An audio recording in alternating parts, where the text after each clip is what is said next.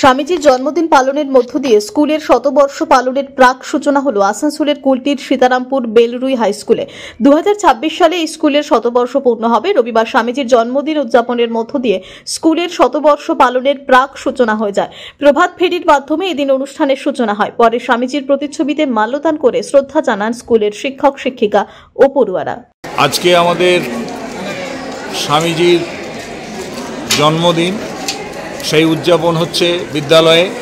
এছাড়াও 2026 আমাদের শতবর্ষ, সেই শতবর্ষের প্রাক সূচনা আমরা আমাদের বিদ্যালয়ে প্রতিষ্ঠা দিবস আজকে 12ই জানুয়ারি 1926-এর 100 বছর 2026 হবে, তার আমরা প্রাক সূচনা করছি একটা প্রভাত ফেরির মধ্যে দিয়ে।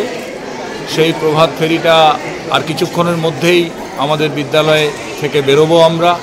আমরা বিবেকানন্দের প্রতিকৃতিতে মাল্যদান করে আমরা এই শুভ সূচনা করছি 100তম বর্ষের বিদ্যালয়ে।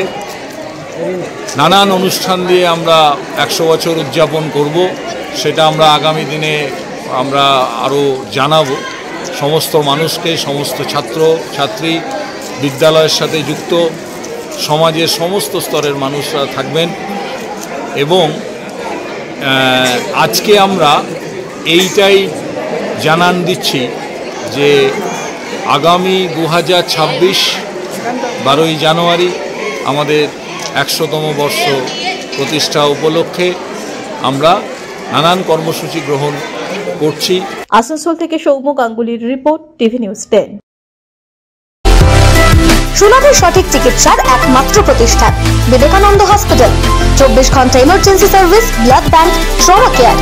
আপনাদের সেবায় আমরা তৎপর।